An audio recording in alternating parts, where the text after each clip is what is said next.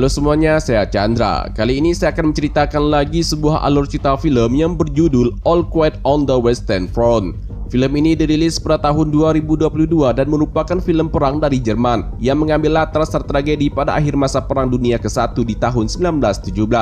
Film ini bercerita tentang pemuda-pemuda yang ada di negara Jerman kala itu yang rela ikut bergabung menjadi prajurit tentara perang untuk membela negaranya di garis garda terdepan di medan tempur. Karena bagi mereka perang adalah sesuatu yang heroik dan sangat membanggakan. Bahkan salah satu dari mereka ada yang memalsukan umurnya agar bisa masuk ke dalam satuan prajurit perang demi membantu negaranya agar bisa memenangi peperangan yang berkepanjangan tersebut. Nah, bagaimanakah kelanjutan kisahnya? Tanpa menunggu lama-lama, langsung saja kita mulai alur cerita filmnya. Tapi sebelum itu seperti biasa kita harus intro dulu.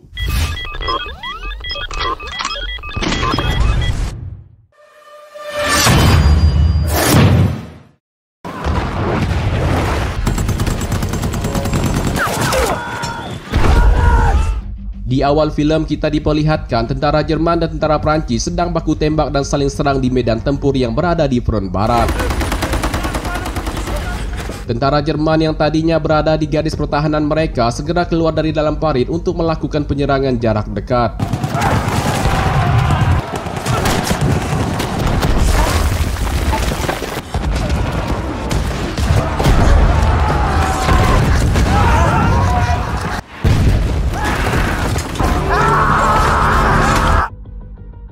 Setelah pertempuran terjadi, terlihat banyak sekali mayat prajurit tentara dari kedua belah pihak yang mati di medan perang. Pertempuran tersebut telah berlangsung sejak lama yang mengakibatkan ribuan prajurit dari kedua belah pihak gugur demi membela negaranya masing-masing. Peperangan ini juga memakan biaya yang tak sedikit. Untuk menyiasati hal tersebut, pemerintahan Jerman terpaksa mengumpulkan seragam tentara prajuritnya yang telah mati, seperti sepatu, helm, baju dan celana untuk diperbaiki kembali dan nantinya akan diberikan ke calon prajurit yang baru.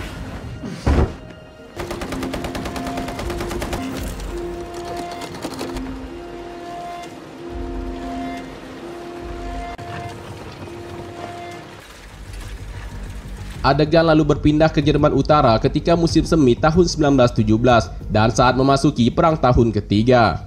Seorang remaja laki-laki bernama Paul dan ketiga orang sahabatnya bernama Kropf, Franz, dan Ludwig sedang membantu Paul untuk memalsukan tanda tangan orang tua Paul agar Paul bisa ikut masuk bersama dengan ketiga sahabatnya untuk daftar menjadi prajurit tentara Jerman agar bisa membela negaranya di medan perang. Diketahui Paul belum memiliki umur yang cukup untuk mendaftar menjadi tentara prajurit Jerman. Die Zukunft Deutschlands liegt in den Händen seiner größten Generation. Ja! Nun endlich auf Paris marschieren! Ja! Singkat cerita, Paul dan pemuda lainnya terdaftar menjadi prajurit tentara Jerman untuk membela negara tercintanya. Seorang pejabat sekolah pun menyampaikan pidato patriotiknya untuk membakar semangat Paul dan rekan-rekannya agar pantang menyerah dalam berjuang. Paul dan kawan-kawannya beranggapan jika perang adalah sesuatu yang heroik, apalagi jika mereka menjadi seorang prajurit maka akan terlihat gagah di mata para wanita. Mereka belum mengetahui jika perang sesungguhnya adalah sangat kejam.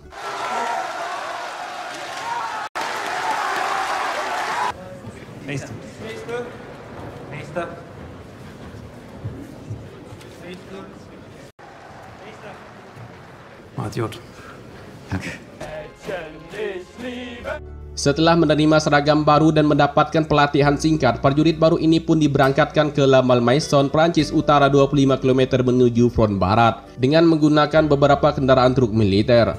Para prajurit ini pun sudah dibekali dengan senapan jenis G98 dan beberapa senjata lainnya untuk berperang melawan musuh.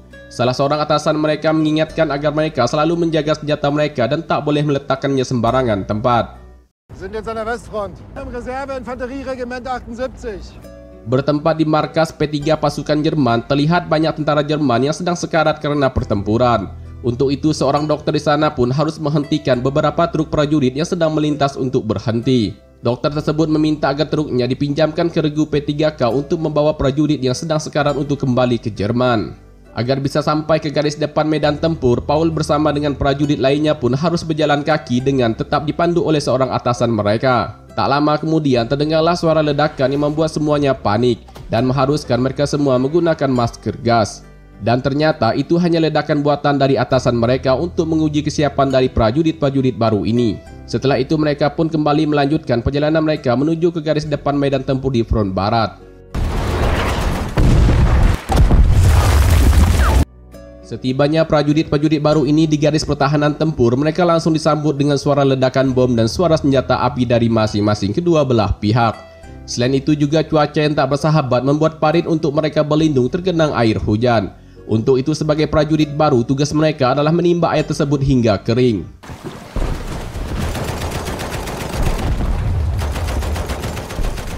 Pada malam harinya, Paul dan Krupp mendapat tugas jaga. Di saat sedang berjaga, keduanya melihat ada pergerakan musuh yang datang dari arah depan. Paul pun lalu melepaskan tembakannya. Tak berselang lama, Paul pun mendapat serangan balik. Beruntung tembakan tersebut hanya mengenai helm yang digunakan oleh Paul. Salah seorang senior mereka bernama Cat pun memberitahu keduanya agar setelah menembak segera bergeser ke kiri 10 meter jika tidak ingin terkena tembakan balik dari musuh. Tak lama kemudian pihak musuh pun melakukan serangan ke arah garis pertahanan mereka. Paul dan prajurit lainnya pun panik dan berusaha menyelamatkan diri masuk ke dalam bunker.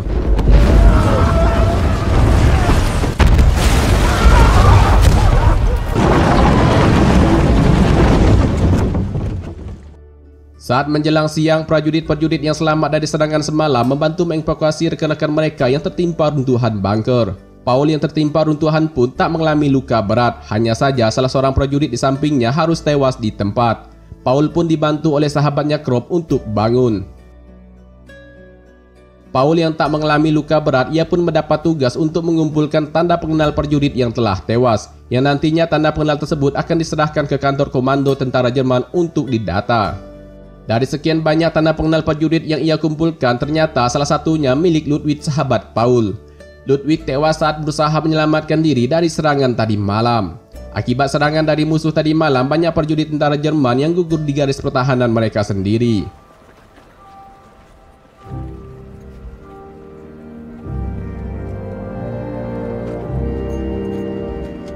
Scene selanjutnya berpindah ke kantor komando tentara tertinggi Jerman pada 7 November 1918. Di sana seorang pejabat tinggi Jerman bernama Matthias Ellsberger menerima laporan bahwa lebih dari 40.000 korban dari pihak mereka telah gugur di medan perang dalam waktu beberapa pekan terakhir. Selanjutnya Matthias pun langsung melakukan pertemuan untuk membahas tindakan selanjutnya. Di saat yang bersamaan juga Paul dan rekan-rekannya yang dipimpin oleh Cat mendapat tugas untuk mencari satu kompi prajurit tentara Jerman yang hilang saat dalam perjalanan menuju ke garis depan medan tempur di front barat.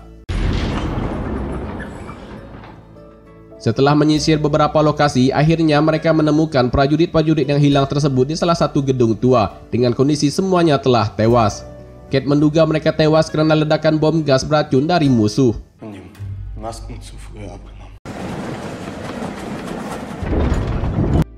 Pada malam harinya 8 November 1918, Matthias diutus dari pemerintahan Jerman sebagai ketua delegasi untuk pergi ke Compiègne, Prancis. Diketahui Matthias diutus untuk merundingkan gencatan senjata dengan pihak Prancis.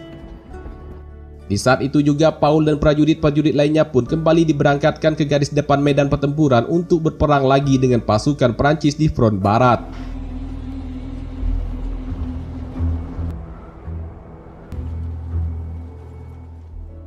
Ketika pagi harinya, Matthias dan beberapa bawahannya mulai melakukan pertemuan dengan pihak Prancis di gerbong kereta api Prancis.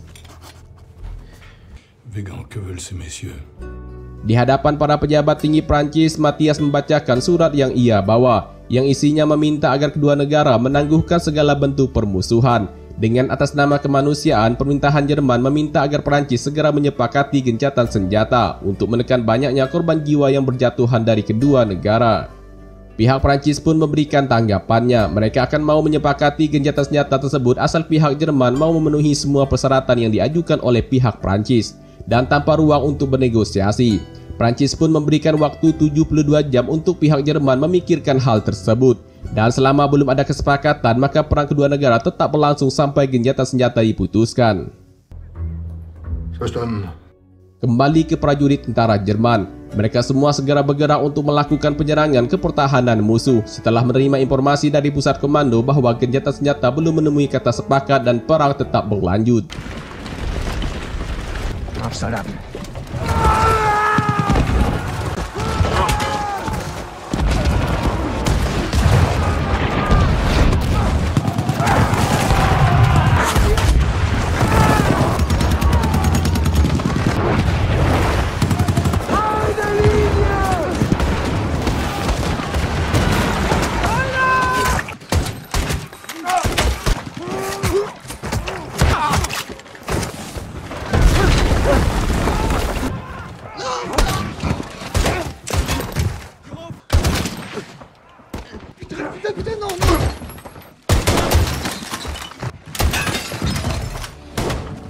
Dalam waktu singkat, pasukan tentara Jerman ini pun berhasil menguasai markas pertahanan tentara Prancis dan membunuh semua prajurit-prajurit Prancis yang ada di sana. Namun kemenangan tersebut tak berlangsung lama. Tiba-tiba, Paul dan dua orang seniornya mendengar suara getaran yang begitu kuat.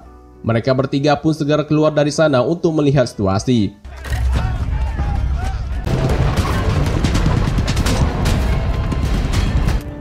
Dan ternyata tank-tank tersebut adalah bala bantuan dari tentara Prancis yang siap berperang melawan tentara Jerman, sehingga perang pun kembali terjadi.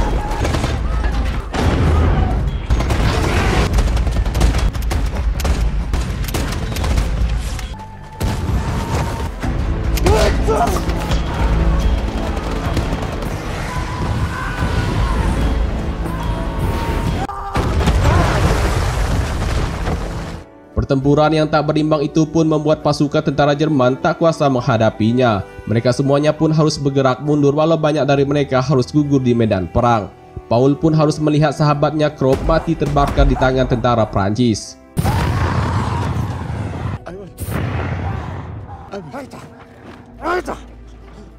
Kembali ke Matthias yang masih berada di gerbong kereta api. Di sana mereka berdiskusi tentang persyaratan yang diajukan oleh pihak Prancis. Matthias bersikukuh untuk tetap melakukan gencatan senjata dengan Prancis demi kemanusiaan. Walau harus menerima kenyataan pahit, bersedia memenuhi semua persyaratan yang diajukan oleh Prancis.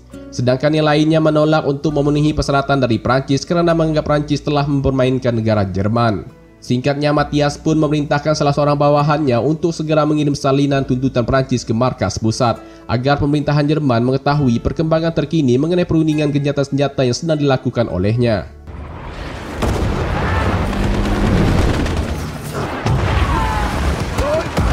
Kembali ke medan perang, Paul dan beserta prajurit tentara Jerman lainnya sedang dipukul mundur oleh pasukan tentara Prancis hingga memasuki wilayah pertahanan pasukan Jerman. Selain dari serangan darat, pihak Prancis ini pun menggunakan serangan udara untuk membunuh semua prajurit-prajurit tentara Jerman di medan perang.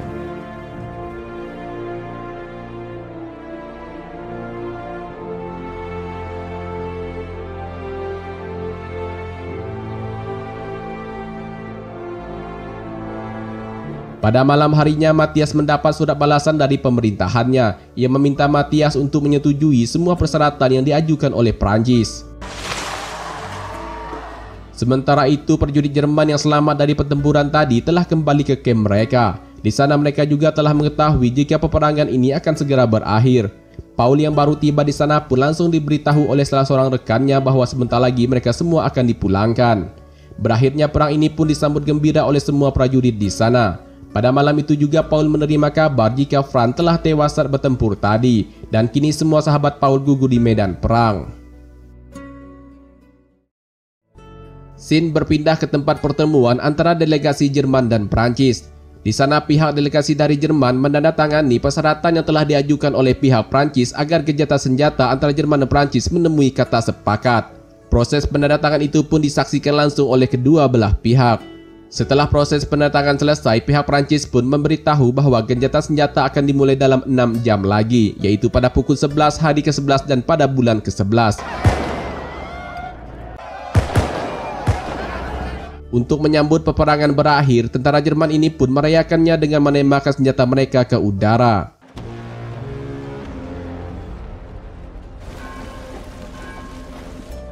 Keesokan paginya, seluruh prajurit tentara Jerman ini pun berkumpul untuk menerima arahan dari jenderal mereka. Seperti yang diketahui, mereka hari ini akan dipulangkan karena perang telah berakhir. Dari atas, Jenderal Friedrich memberikan pidatonya mengenai isi yang tertuang di gencatan senjata antara Jerman dan Prancis. Jenderal mengatakan gencatan senjata tersebut syarat dengan pengkhianatan bangsa. Untuk itu, Jenderal meminta seluruh prajuritnya untuk kembali berperang melawan Prancis sebelum jam 11. Sedangkan bagi prajurit yang tidak ingin berperang lagi, maka mereka akan ditembak mati di tempat.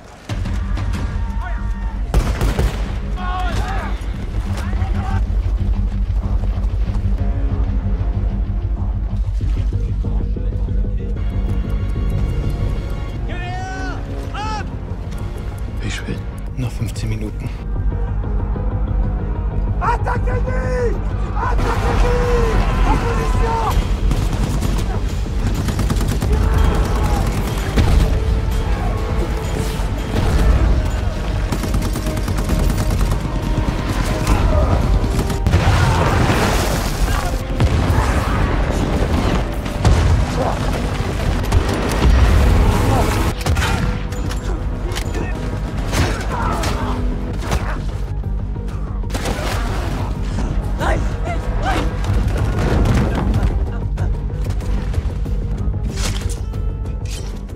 Dalam pertarungan tersebut, Paul mendapat luka tusukan dari belakangnya oleh salah seorang prajurit tentara Prancis.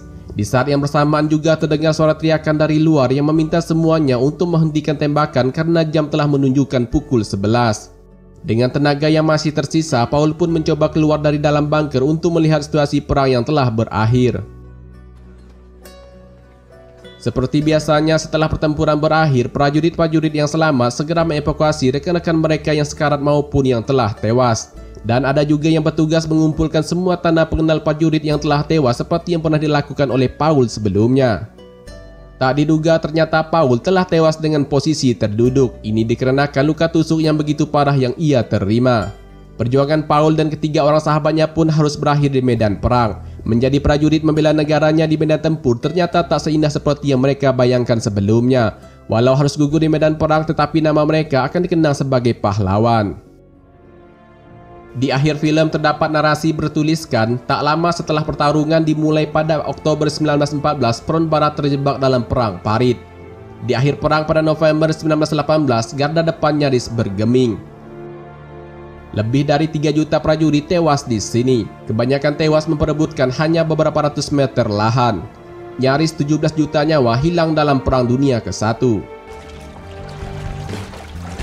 Dan filmnya pun selesai. Demikianlah alur cerita film kali ini. Terima kasih buat kalian yang sudah klik video ini dan nonton sampai akhir. Mohon maaf jika ada salah kata atau informasi dalam penyampaian dari saya. Semoga kalian terhibur dan suka dengan alur cerita film ini. Jangan lupa bantu subscribe, like, dan komen video ini. Saya Chandra, sampai jumpa lagi di alur cerita film berikutnya.